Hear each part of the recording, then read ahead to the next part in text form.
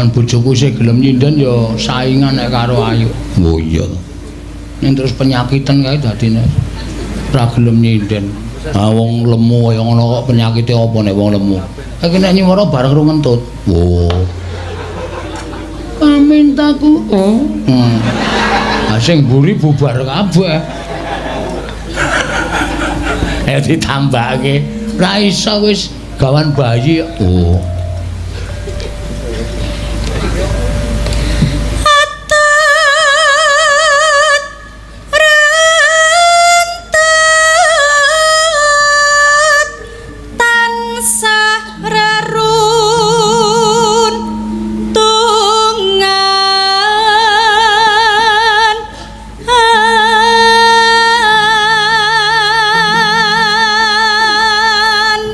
Yen sarina sawa ngene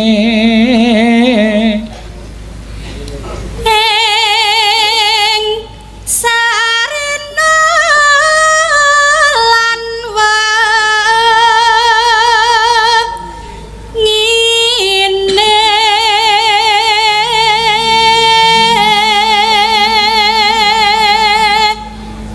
ratan kinggang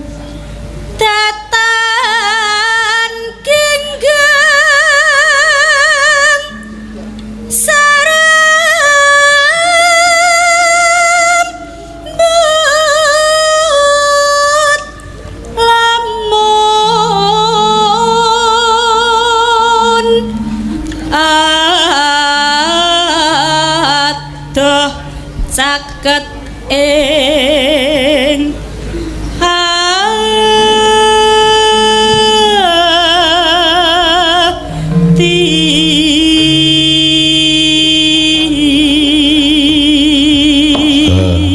Saiki wong nyuwun lagu iki rasah liwat nawala, kadang kala sok liwat HP. Mula kok ya sedia. Iki era modern, HP iku duwe. Gah. Lho. Ngopo iki, Kang? Wingi glotro bakul pulsa e. Lho. Kok iso? Wis larang-larang ra entuk apa-apa tiwas nggawa tas kresek. Ha to. Ya ora iso nggo nampa WA e, Bu. Tukoke pulsa, Mas. Ngono. Nya 100. Mangkat aku nggawa tas. Ha iya. Paling ora nek tuku 100 ki ra entuk akeh. Ha iya. Bareng aku tuku ki ngenteni sak jam ki ora didol-doli. Ming dinengke wae. Tak takoni pulsane pundi niki? Mpun masuk cengelmu kuwi aku. Masuk mana ngono? Nesu sing dodol, masuk situ mana? Wujude enggak ada. Wah, geger nganti dipisah tangga teparo.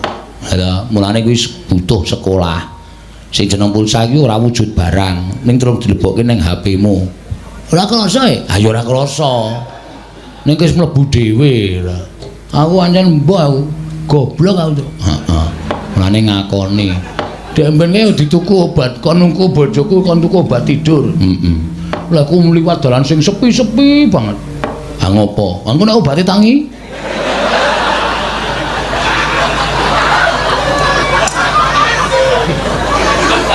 Disya. Mangkel aku ora. Obat tidur kuwi ora obate sing tidur. Terus kepribenan tangi ora goblok. Obat tidur ki nek diombe marahi turu. Mula jenenge aja obat tidur. Ditulisi obat marahi tidur. Awang bojoku tukake obat tidur, Mas. Oke, aku langsung mlayu nang apotek. Begitu nampa obat tidur langsung tak dekep tangan loro. Set ngono. Ana wong nyeluk. Nanti lek Bagong. Aja seru-seru. Lah obate tangi lah ngrekoso to. Dadi engko jenenge obat tangi. Ora obat tidur. Lah nek obat tangi wae mesti tak ombe. Apa kowe turu terus?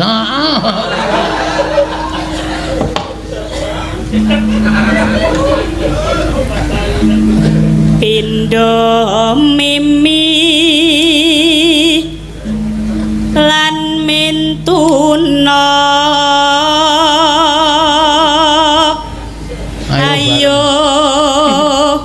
ayo bareng. Ten pundi? Hah? Ten pundi? Netepi wadek. Iya. Nimas bareng ana tepi wajib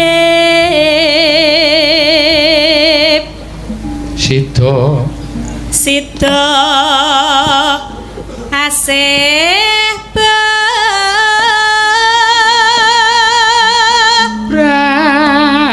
Brayan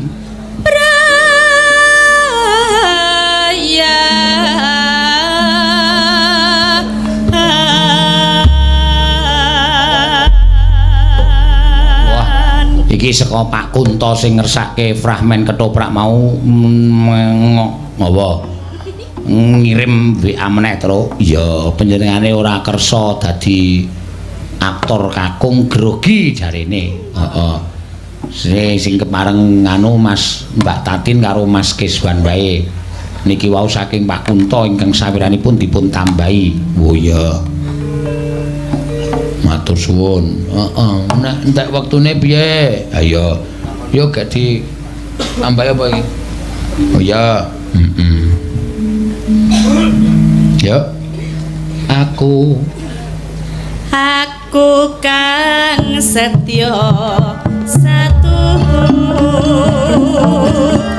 wit biyen nganti saiki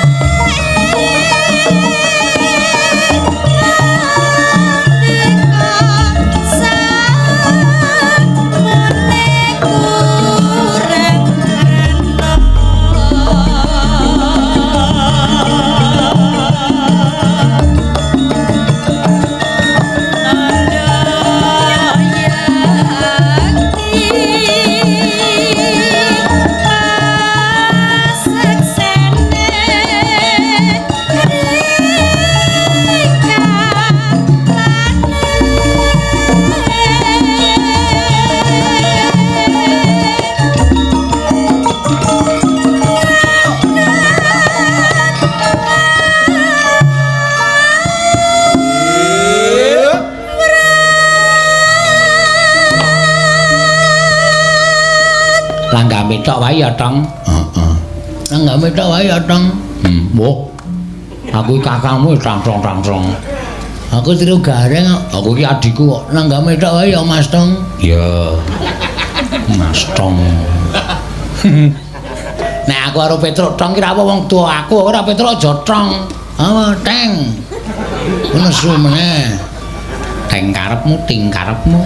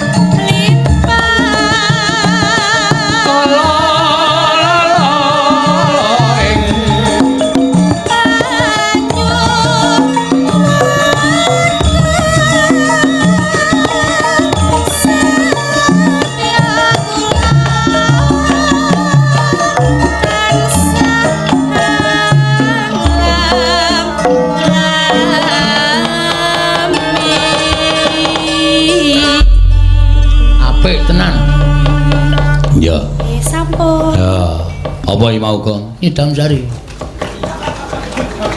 Lah mbok kowe iki nek ora takon Bakonge apa ta, Tru?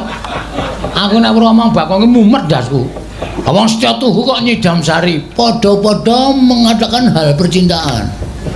Setya Tuhu iki yo artine aku kang setya tuhu wit biyen nganti saiki bebasane kuru pencing berdiri kurit pencing berlari tandha yekti ana watu keproke ndasmu aja nesu